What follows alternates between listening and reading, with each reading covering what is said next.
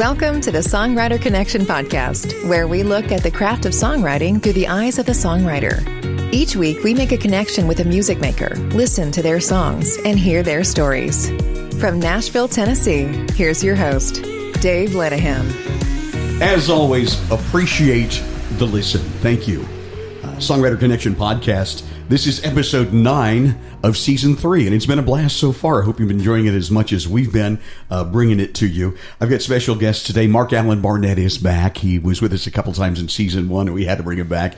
He's dynamic. He's the best, and he brought some friends. So, Mark, welcome to the show. Thank you very much, Dave. It's great to be here again. And the living room is still magnificent. Dining room, yes. The dining room is wonderful.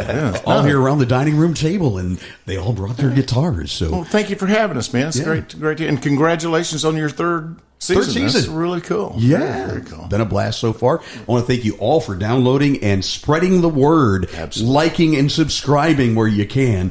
It is much, much appreciated. Mark, introduce us to your friends that you brought today. Okay, I have brought what I lovingly refer to as Angie. Her name is Angie Jolynn Trauber. She is what we call a legacy. Her father, Cheryl Millette, was a world-renowned songwriter back in the 60s, 70s, 80s, and he was one of the original guitar players with Waylon Jennings and the Wailers. And so met her a few years ago, and she had gotten married and had kid and all the things that everybody does, and had gotten out of music. She and her sisters had a group back in the 90s. You know, I think there were 12 sisters, wasn't it? No, there were 4 sisters, and they were getting very close to a deal, but you know, like a lot of us, get close, but it doesn't happen. And so she kind of got away from music, and then she popped back up, and she's just a wonderful writer and artist, and we have a great time together. Yeah, and singer, absolutely. And then on the other side is Mark Monroe. Mark is a retired business guy from up in Wisconsin. And he likes driving his Jaguar all over the United States. and he's a writer. He's been coming down here for a couple of years, but I've been working with him for a year, and we just write songs. And my thing, I try to teach songwriting and try to take people into the next stages without having to wait in line forever, which everybody does anyway. Yeah. But he's a great study. He's been playing around this week, and he's doing good. Mark Monroe and Angie Jolynn. Angie, so good to have you both. Let's start with you. Yeah, start with you, Angie. So your dad played with the Wailers, and so you kind of were brought up in the business and around songwriting. So what was that like, and how does that influence you today in your writing? Well, it was to me, I guess it was just an everyday thing of. But no, there was always somebody around writing. And Waylon and Jesse and Eddie Rabbitt. Eddie Rabbitt, really? Yeah, he was always coming over there and then imitating Elvis, doing his Elvis thing for all the kids in the neighborhood, and we just thought he was, great. But Now, what'd you say again? What was the question? I was wondering how it influences your writing even today. Do you think you look back at those times and things that you've learned and observed and? Well, yeah, a lot of things, but just having music around me all the time. Yeah. It was just melodies would always come to me when I was young. My dad taught me how to play 3 chords like when I was about 6. Yeah. And so I just kept doing little things and writing little songs on little paper plates and just so. Most people have little birthdays, they have their birthday parties, a clown, everything. Ain't often you can have Waylon Jennings coming over and playing your birthday party, That's kind of the way her life was. Really. Yeah, how about that? So, and you're really good friends with Jenny. Yeah, we grew up together and and we still hang around. We never really lost contact, and so she's one of my best friends. The only friend I got from childhood that's left that still, comes around. And And Jessie sang on your album. She sang Jessie Coulter. Yeah, Jessie Coulter, Jenny's mom. Yeah. She sang Still in Love with You. Still in Love with You. And that's out there on all platforms, your record. And people should listen. And, I hope so. Yeah. But it's on CD Baby, where they put it on iTunes and Spotify and all those. Yeah. And so they'd look at it as Angie Trauber? Angie, how do you go? Angie Jolynn. Angie Jolynn. Yeah. Okay. Look for it under Angie Jolynn. A Fire That Can't Be Put Out. And it's that Mark wrote with you? Yes, title track. Great song. And most of the songs on it are ours together and co-produced 13 shots with of Jay. whiskey. 13 shots of whiskey. That's the new one Well, coming yeah, up. that's new. That is a hit, girl. Heard you do that at the Commodore recently, and they had all the. Oh, you know, it's a hit when all the waitresses start singing That's along. exactly with you. right. Some of them jumping on the table singing along. You know, you got a hit. Yeah. So. Well, I tell you what, Dave. If you don't want anybody, if you don't want Mark to write a song about you, don't tell him nothing. That is true. Don't tell him, because we've been talking about that for a couple of years. That 13 shots that we was walking down the street, and then next thing I know, There's a song. There's a song. See, it's not 12. Don't tell him 13. nothing. Not 14. 14's too many. I can testify because I went to Gatlinburg with her last fall, and at 13 shots, I don't think it's an exaggeration. It's the perfect amount. Mark Monroe, tell us about you from Wisconsin, and how did you get interested in songwriting? Well, I come at it from a different place. I never really had a musical family, and I came at it more as a fan, and had a guitar early, but didn't learn to do much with it. And as I had a family, especially when I had young children, I started writing poetry and songs. They turned into songs, and I tried to learn 3 chords to strum them together and so forth. But it was a dream to come to Nashville and just play. And when I retired, it was kind of funny. And I told some people what I was going to do. I said, "Well, I'm going to get a little flat. I'm going to go down there for a month and just play my guitar." Wow. And you want to see some funny looks. What were you thinking? But I came down to Nashville at some time, and I wanted to find a musical family. And it's really interesting here. I was so fortunate. I met a bunch of people like Jimmy Martin and I love Jimmy. and Mark and Angie and Mark was. I met him at the Commodore. When he first come to town, and Debbie Champion, she allowed me to audition and get up there and play. And I think it was the second time I played there that I met Mark. And Mark got up and played, and I just went, "Wow." And I know. He's got that way of doing that. Yeah. But I think that's part of being in Nashville. There's just so many great people, and they're open. And I never had really had much experience writing with other people. Mm-hmm. And man, it's the way it's done here, isn't it? You think you know something about it until you get around some of these people, and you just go, "Wow." Yeah, they blow you away. What you don't realize is that a well-crafted song may have taken weeks, months, years to write. Or an hour, like today. and yeah, we're going to talk about that. And then in 3.5 minutes, they've sung it on stage and absolutely blown you away with it. But, it's a craft. You work hard at it. And one of the greatest mentors in this town, and you talk about what a great community it is. And it's really... It's easy to fall in with a great group of people, or groups of people that you fit in with and write with. But one of the greatest mentors is the guy here at the head of the table here at the Duncan Fife dining room table, and that's Marc-Allan Barnette. He is quite the mentor in town, and we thank you for all you do. You've really taught a lot of people, up-and-coming people, how to write a song, how to perform. He's the man. We call him Yoda. Yeah. Right, you will. Right, you will. Well, I've been real lucky. I started at 14 years old in Birmingham. Yeah. And, it's kind of the difference in rock and country is kind of this interesting thing. And rock music and pop music, and this is at the end of the 70s and the 80s, and it was basically written, most of that type of music is written music first. You just start jamming, and somebody comes and you just, the singer would get up and do some da-da words, and, they don't mean anything. And then, of course, later on, you'd write down lyrics that didn't mean anything, and it's just kind of, that was rock. Well, I had a 12-year rock career in Alabama. The band that I was with, 24 Karat, did pretty well. We won a national battle of the bands, and then we did what all bands do, broke up. After the photos were taken. Right after the photo. That's exactly right after the photo was taken, the band breaks up.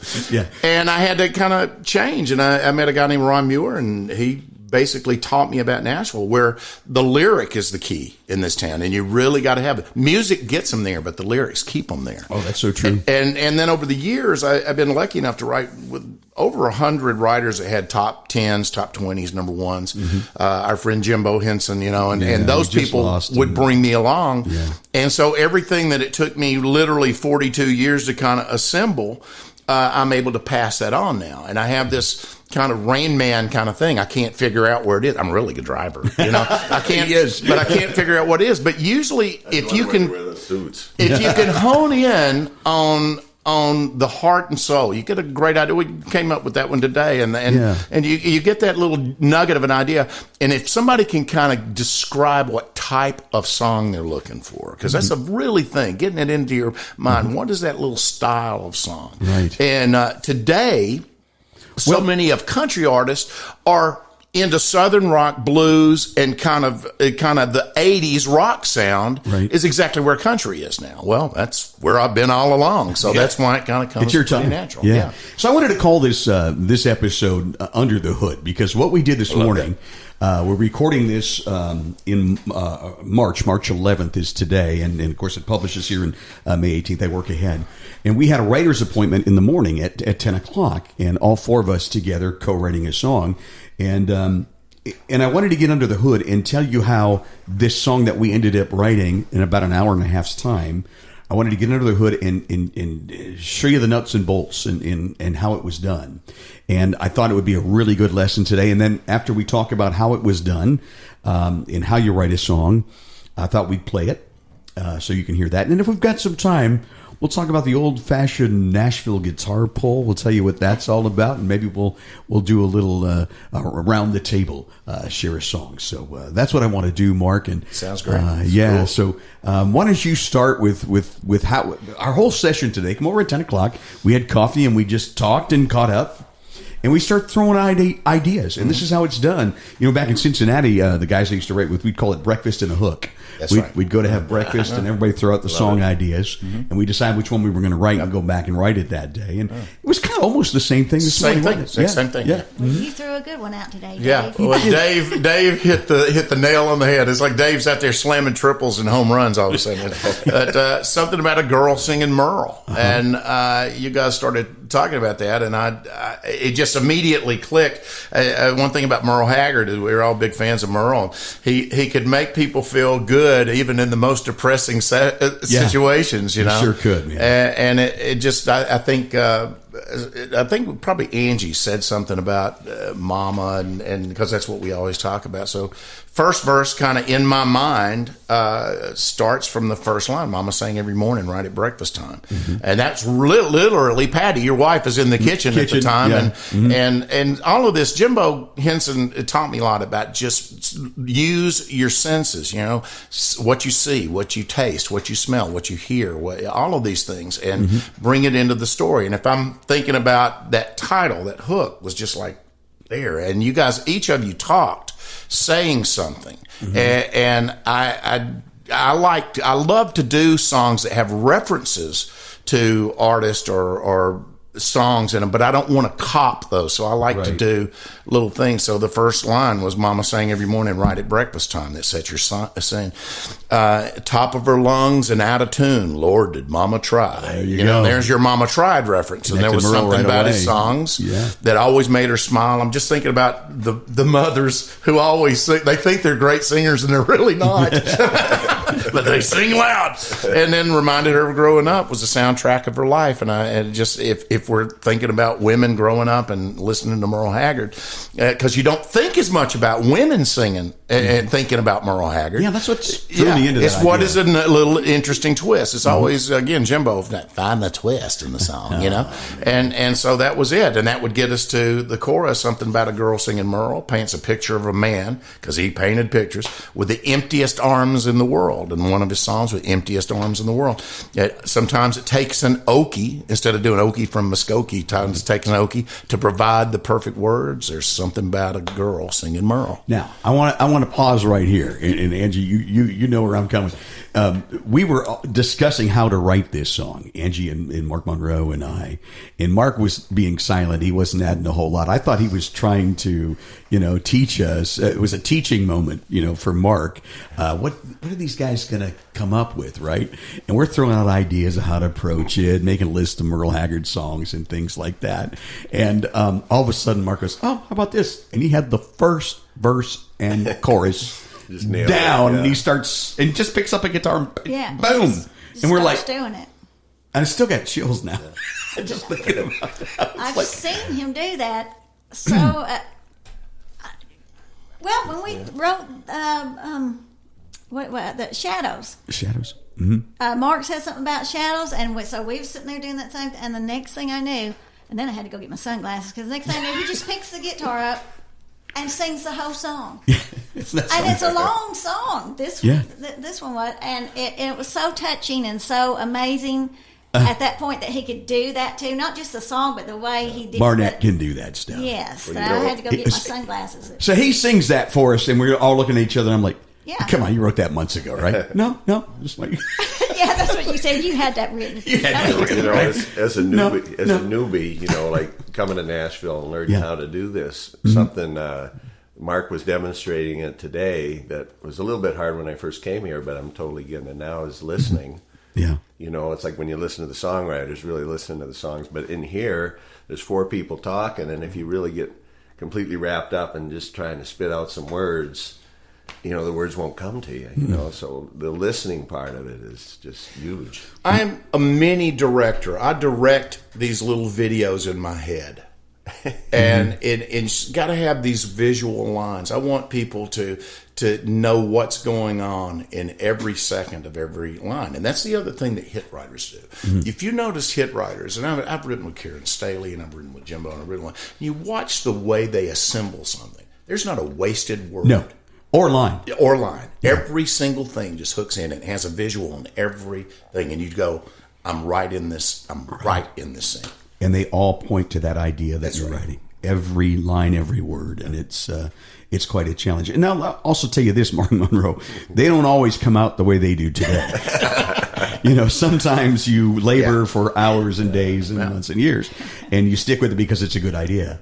And sometimes you don't stick with it, and you've got like a verse and a chorus, and you never get back to it. Hopefully, you do someday. You're looking at it, but you go back. I find that you know, 4 weeks, 5 weeks later, you go back and it sounds different to you. And you think differently about it, and sometimes it completely changes. You just go, that was the first step, and by the time I got to the third step, the song is completely different. It's just sort of a creative thing that happens. Doesn't always happen, but I was in a write just yesterday with 2 wonderful writers, and we just hit this wall.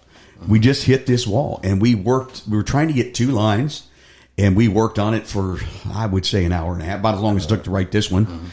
And finally, we just said the best thing to do, this is a good idea, let's walk away from it for a while. That's exactly right. And we all looked in our books and come up with another date. And sometimes you have to. Well, that's something I could speak to because I was a businessman for many years. And most of my solutions, I would sleep on it. I'd wake up in the middle of the night or the next morning and everything would be clear again. And I'd go, the solution would appear. And I think sometimes lyrics are like that, You know, Mark, you do come out with some things. So, because actually, I think it was Mark that had the mama thing. Mama there. line, yeah. You can go ahead and blame me as the baby thing, but she's going to get a baby in there. And so you can't tell. Yeah, here we are from all different walks of life, and looking at an idea and coming up with this concept. So, Mark, what did you do before you retired? I'm just curious. I spent a life in the food business. Food? I was. I did a lot of things in it, but I was CEO of a food cooperative in Wisconsin for the last 20 years. Had a wonderful career, a beautiful company, great purpose, and music was always there in the background for me. And raised a family, did all these wonderful things, but I find that a lot of the songwriting we do is so based in experience. Yeah. So being an older guy coming to this, it's kind of interesting because when you want to write about something, there's some experience that you can apply. And that's so important. That's right. They say write what you know. That's exactly right. If you can't live it, you can't write it. Where did I hear that recently? Oh, my gosh. Yeah.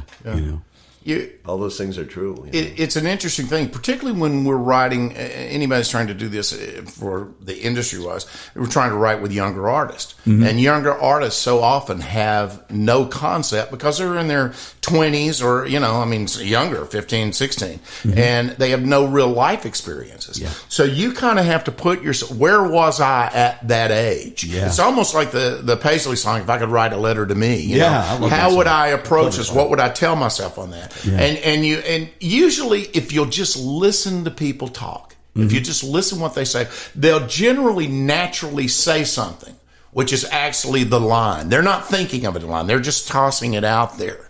And when you said the girl singing Merle, I'm just thinking, I just saw somebody 3 days ago, and it was a girl that was playing Merle Haggard. And I thought at that time, I was thinking, that's interesting because you don't see girls singing Merle that much, but I guess you do. Yeah. I have missed that. So when you said that, I'm going, I remember. The same thing. That. I saw an artist singing Merle, and I thought, she's killing it.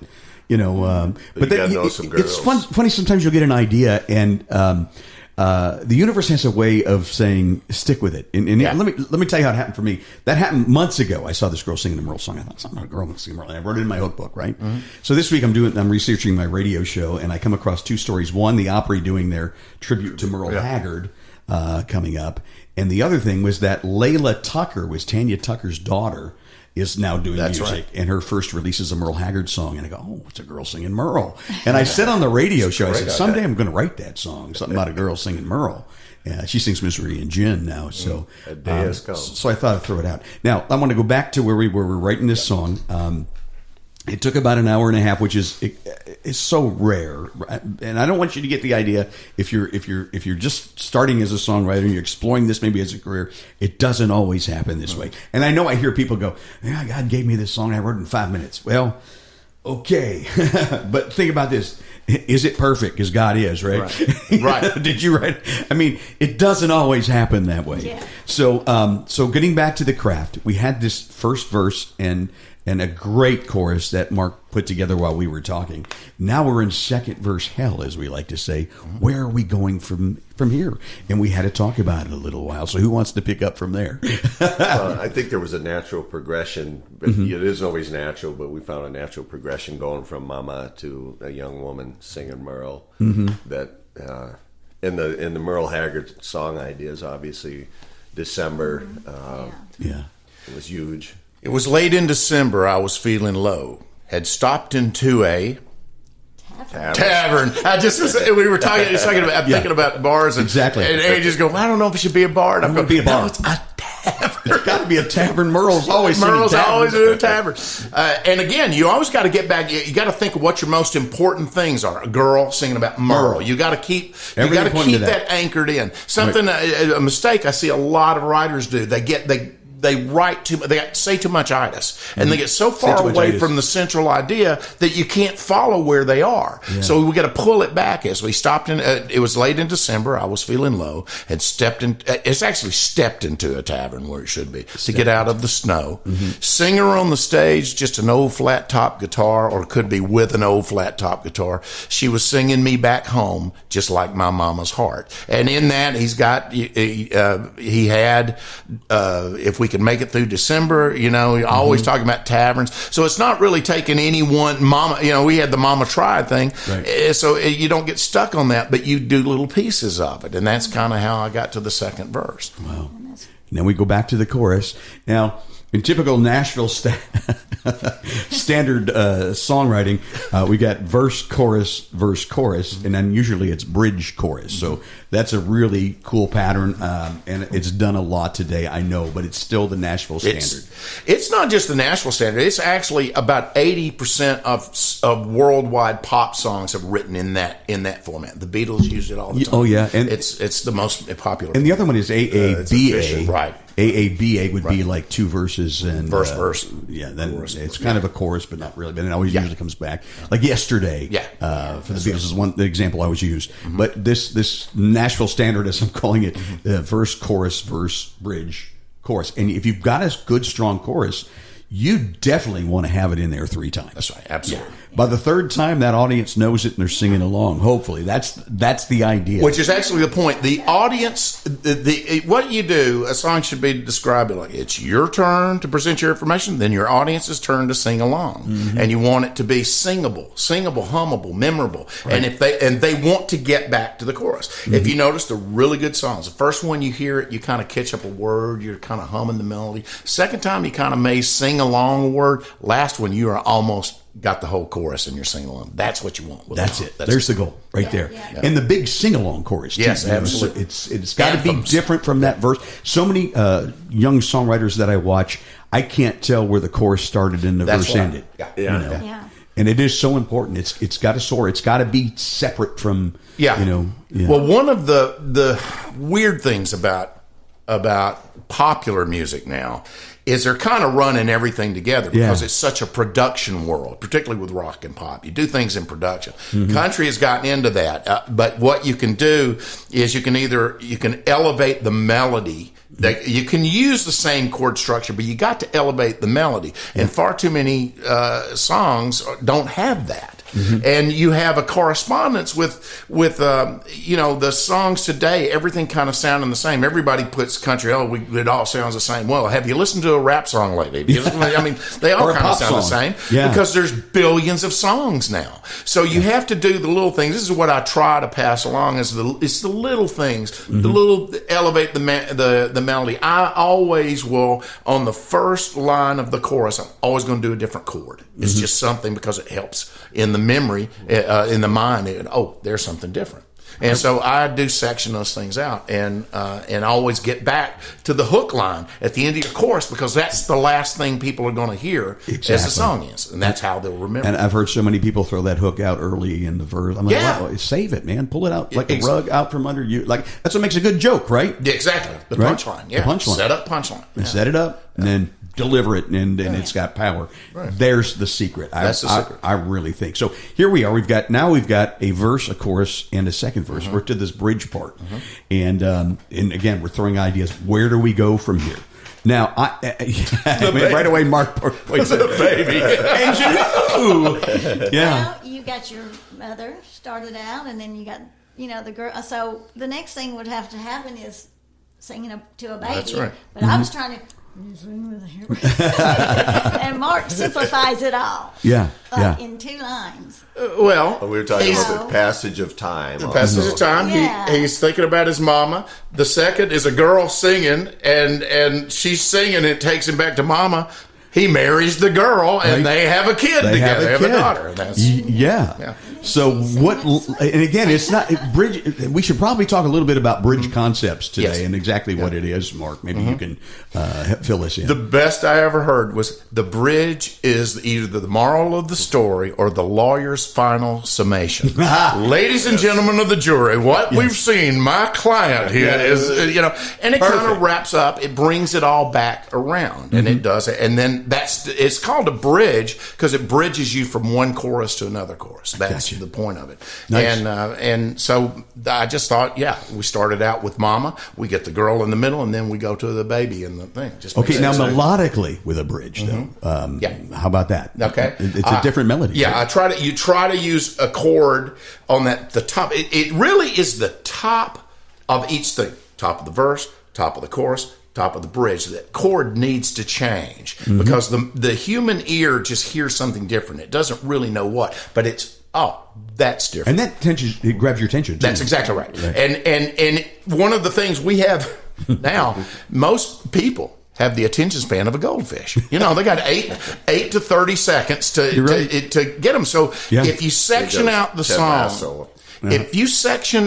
song, your verse is right about 30 seconds. Your chorus should be about 30 seconds. The next verse, and that's where your 3-minute song. Do you know one of the reasons that 3 minutes is the target? It's got to do with radio, right? It's an interesting thing.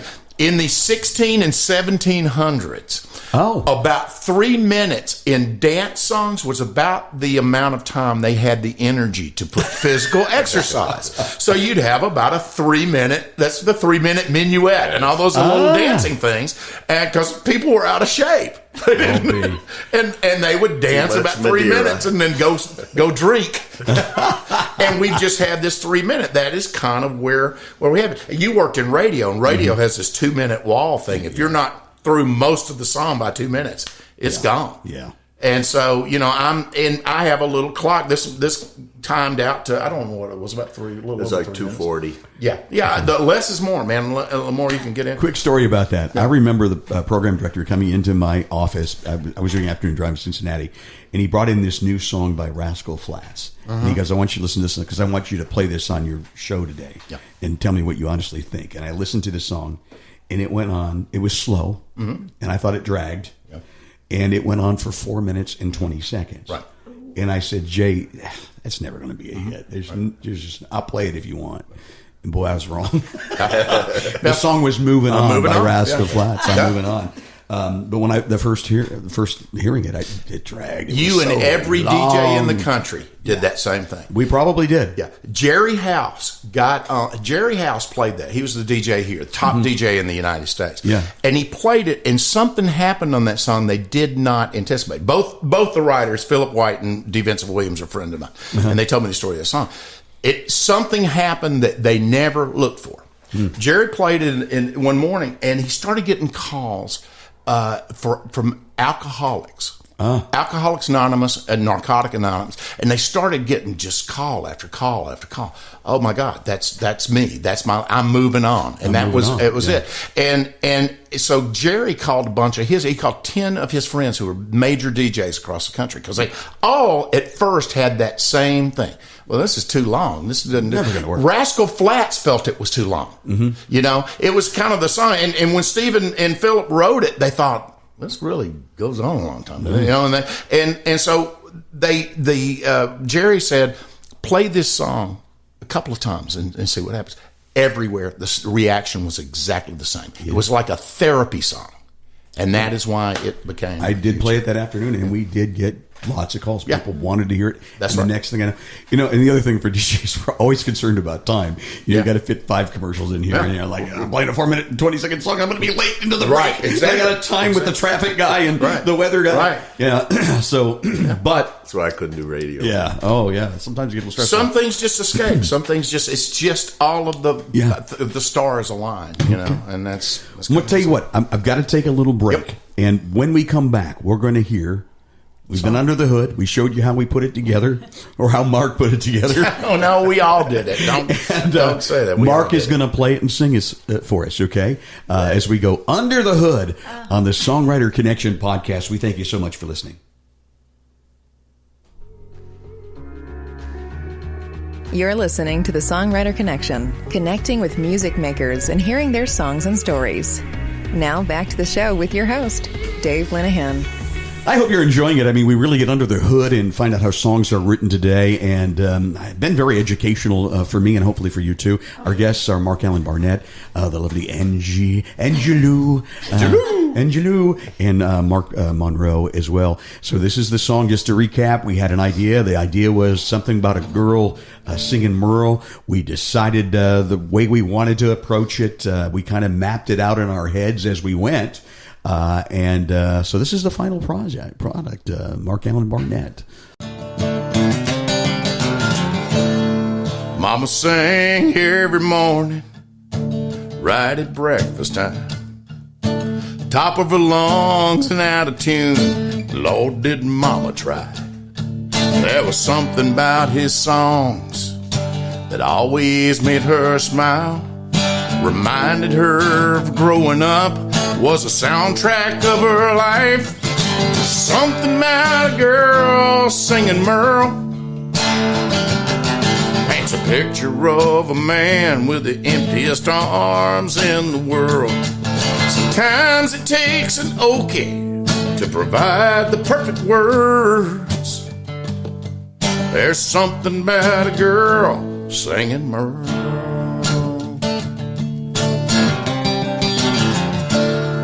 It was late in December, I was feeling low. I stepped into a tavern to get out of the snow. Singer on the stage with just an old flat top guitar. She was singing me back home.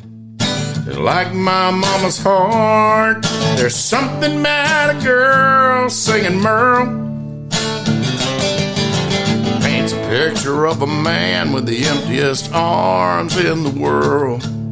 Sometimes it takes an okay to provide perfect words. There's something about a girl singing Merle. Well, years flow like a river. I made that singer mine. She'll sing our little Carolyn to sleep every single night. 'Cause there's something about a girl singing Merle. Paints a picture of a man with the emptiest arms in the world. Sometimes it takes an okay to provide the perfect words. There's something about a girl singing Merle. Yeah, there's something about a girl singing Merle. Not bad for just having written this song just a little bit ago. Marc-Allan Barnette. A little trip there. There's the final product right there. Now, we're not saying that's the next big hit, but we just wanted to show you how Nashville writers go about approaching a song. Yeah. And we don't want it to be discouraging. We want you to keep writing. I mean, write your hearts out. But if you take some of this stuff, you learn a little something, we think that maybe you'll be a little bit better writer for it. So that's the idea. Yeah. Mark, we certainly appreciate that. Now, a couple of things that come to mind as I'm listening to that song. A lot of people don't realize that when you're talking about melodies and the way the song is presented, there was another allusion to Merle in that song melodically. Mm-hmm. And again, everything pointing to the hook. Hear that lick? Do it again. Does that sound familiar? Yes. If you're into Merle Haggard, you know that lick, and Mark threw it in there. It's instinctively. When you listen to these people all these years, it's just instinctive things. There's little trademarks they do. Mm-hmm. You know, Waylon had them. Willie always has it. Yeah, he always does. Yeah, with Trigger. It was Trigger. Yeah. But Monroe had that little, that's in the key of D, and he had that little drop down to a C that he put in a bunch of songs. Yeah, absolutely. Yeah. It's just brilliant. Absolutely brilliant. Yeah. So there's that part of the podcast today. The second part I wanted to talk about, and I hope you do this, even if you like when I lived in Cincinnati, we would get together and do this all the time.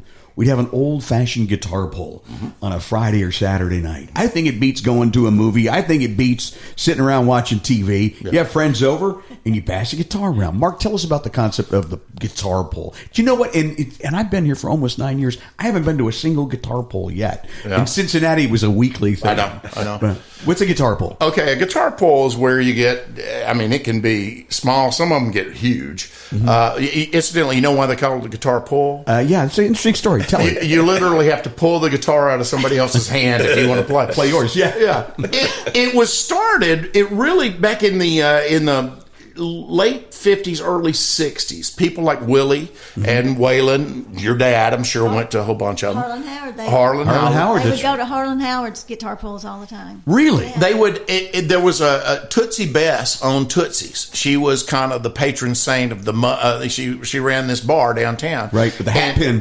We got out of line, her hat pin. She'd stick That's exactly right. And she just was the mother of all these guys. And they would show. Roger Miller would show up after hours, and she would cook food for them, and they'd sit in the back, and they'd sit in a little circle, and they'd all trade songs, and they would contribute lines to each other's songs. Wow. And so the Nashville guitar pull got started when you just get a group of people sitting in there playing just with an acoustic guitar and a vocal. Wow. And when you juxtaposition that forward, that's kind of where the Bluebird came from. The Bluebird came into being because a woman named Amy Curlin wanted that feel in a very small place. And that's why she always kept it very, very small. Yeah. And it's just so people can kind of sit and get very, very close. And if you go to the Bluebird, you're sitting literally in the lap of somebody else. And that's kind of the cool thing. Yeah. So that's where it comes from. Got to play there in December for my first round. I played a song here and there. Oh, that's right. I remember that. And I got to play a full round, and just absolutely magical. I can't explain that experience to you. It's the most Mark, you're an old pro. You've been there many times. I'm playing next Friday with Scott Southworth and Jeff Hudson, and it is unlike any place else that you'll ever go. It was the first place I went to when I came to visit Nashville from Birmingham.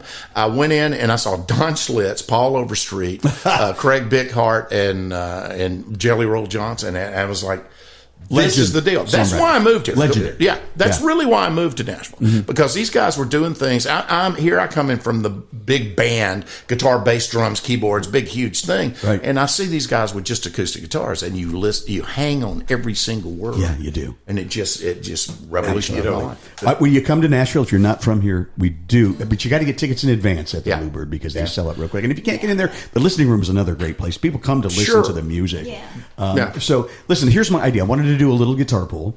And since I think this kind of segues right into what you were just saying, Right. I want to start with you, Mark, because you have a very unique story. You have to audition to play the Bluebird, And so Mark has a great audition story. And I thought maybe we'd start the guitar pull with you sharing that story, Mark, and then we'll pass the guitar and we'll see what we can do. Right. I had met a guy before I even started thinking about coming to Nashville. I met this guy named Ron Muir. And he played this song one night in a setting. It was a songwriter meeting, and I'd never really thought about this. It was just accident that I ended up there. And he plays this song, and everything in the song had literally happened to me. I played with our band, and I kept getting from our road manager. We had a big band. We were kind of like a Journey kind of deal. And I get this note says your fly's open, and I thought it was request. We're playing a college, and I thought it was a request from these people, and I was some weird David Allan Coe song or something. I kept saying, I don't know that. And he kept saying, your fly, all these notes, and finally he goes, your pants, and I looked down, and my zipper was open. I had white pants on and white underwear, and I looked down, and I was standing just naked to the world, and I spun around. So years later, I meet this guy, Ron Muir, and he has this song, and I'm going, everything in this happened. There was a couple of different things, in it. And I said, well, this is what happened to me. So we added those in, and he gave me co-writing credit. So I get up to the Bluebird, and this is the basic Bluebird audition. At that time, this is 1988. It was February of 1988. And I get there, and you're standing in the parking lot. It's raining. It's just nasty. And you get there, and there's about 85 people. And at that time, everybody got to do one song. Now you get a verse and a chorus. You get a verse and a chorus. And so every song, I swear, every song sounded like this. There were all these guys and girls get up. I'm gonna die and take you with me. And that's every single one. And I'm going, how that's a little faster than most. That's though, right? faster. I was just for brevity time. So I do this song that Ron had done, and we had worked on things. He really was my first big mentor. And at that time, you auditioned for Amy, who was the owner of the club. And she gets up at the beginning. I mean, she gave this speech at the beginning. Just going to tell you, most of you won't play here. Most of we have very high standards, and most people don't fit it. And it takes an average of about a year, if you pass the audition, about a year before you'll be on a show on a Sunday night. Right. So I'm just thinking, well, this sucks. And before I got back home, she had called me up and said, I want you to come back in 3 weeks and play the club. That is amazing. And don't happen, doesn't it? That's right. Don't happen. So this is the song that I did. It's called The Grand Opening. It's my romantic love wedding song. Was my first night for playing in a barroom. Hoped I'd do the songs they'd love to hear.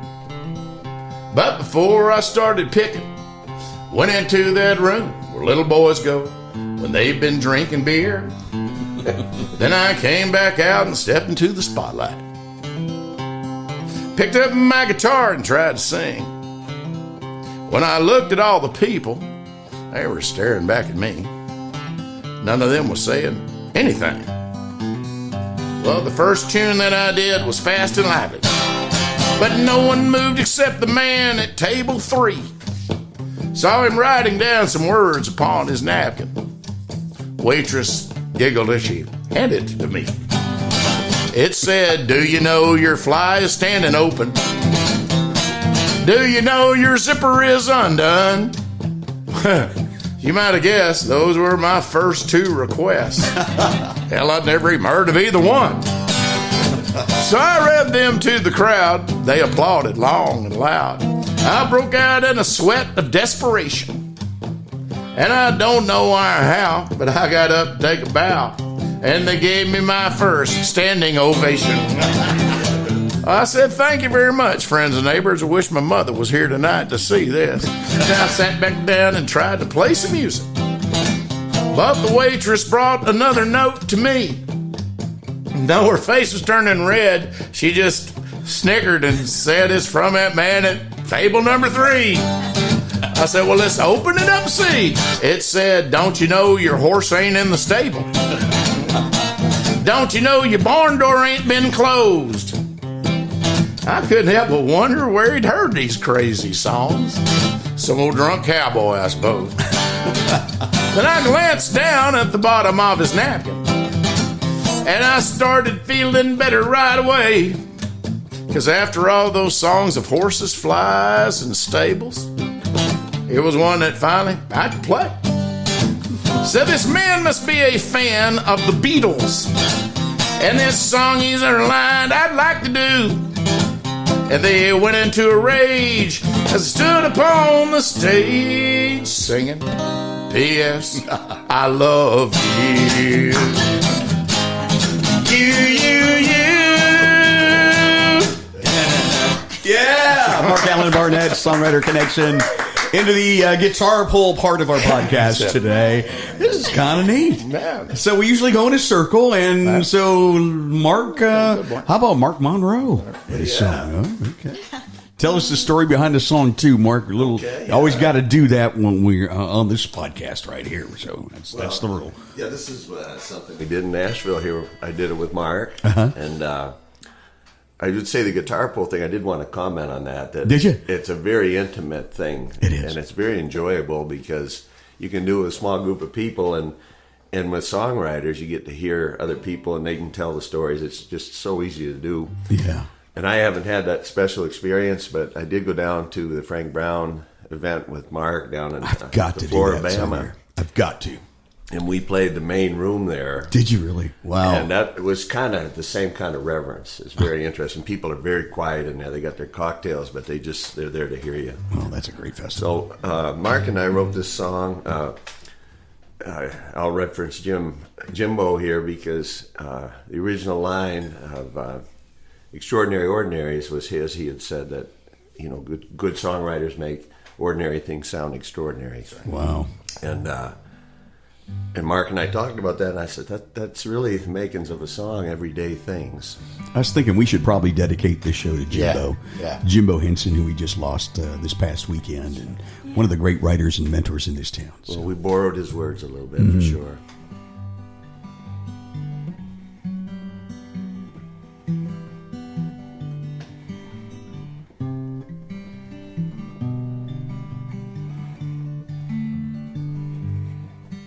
It's a mother's touch,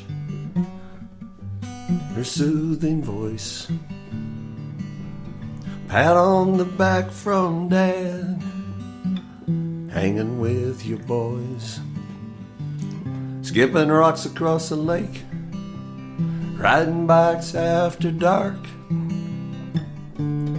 All these little things make us who we are. It's a walk in the woods with your favorite dog. Friday night football, winter basketball. When your childhood friend changes to the cutest girl in town.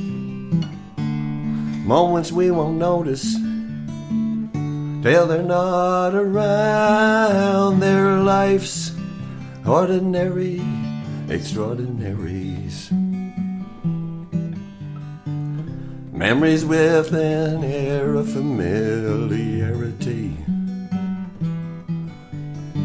It's what we feel, the things we hear, everything we see is all life's ordinary extraordinaries. Very nice.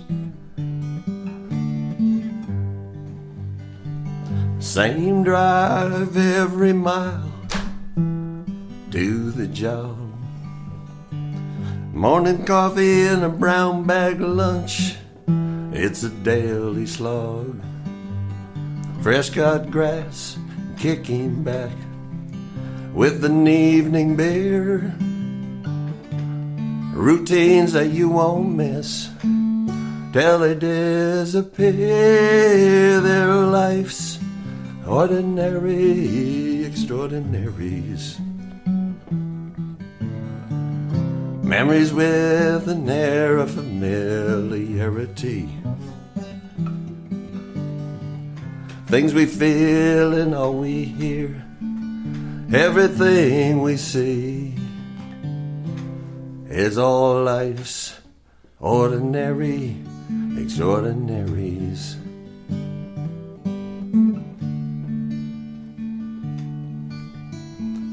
Taking kids and friends out on a Friday night, then they're off to college, on with their own lives. It's all these little things in life, it seems we don't have a choice. Hell, it all comes right back to a mother's voice. And life's ordinary extraordinaries. Memories with an air of familiarity. Things we feel and all we hear, everything we see, it's all life's ordinary extraordinaries. Let's cherish those ordinary extraordinaries. Very cool. Thank you, Mark Monroe. I certainly appreciate you being on our show today. Well, Chip. thank you very much. It's been a real incredible pleasure and an honor to be here. Thank you. Man, my pleasure. And you got to let us know when you're coming back so I can get you scheduled into the 12 Keys for a writer's round, you know, for sure. Is next week too soon? And we kind of went with the old Age Before Beauty on this guitar pool. Seems to work that way. Marc-Allan Barnette and Mark Monroe, and now the lovely Angie. And Jolynn, right? Is that Angie Jolynn is your artist name, right? Angie Jolynn. Can I make a request though? Because we talked about you having this hit with well, I think it's a hit, 13 shots of whiskey, and you guys did it on the Commodore stage just last week. Could we talk you out of that one since we already talked about it on the podcast? Oh, yeah, sure. Is that all right? Will you sing that one for us? All right. Well, it is a true story, I think. You want to tell your story? Tell the story behind it, though. Well, we was at the Gatlinburg Songwriters Festival, and me and my husband and with a bunch of people were walking down the street, and we seen the sign, you know, out of the blue. 13, I mean, it might have been 12, but it kind of changed a little bit, but 13 shots of whiskey for $5. For $5? You know, What kind of whiskey is that? I want to know. They weren't the top shelf, but you know. But you're not going to pass that up for $5. So. But I told him about it, and that's what I said. Don't tell him about it. So write a song about it. So the parts have been changed to protect the guilty.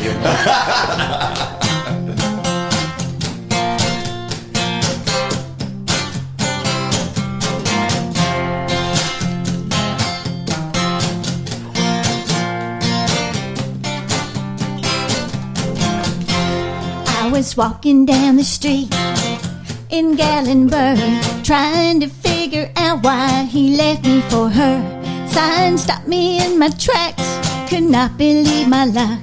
Said, come taste all our bourbons, 13 shots for $5. I had 13 shots of whiskey, my lucky number. Best way to handle a jilted lover. 14 is too many, a dozen ain't enough. 13 shots of whiskey, that's how you handle lost love.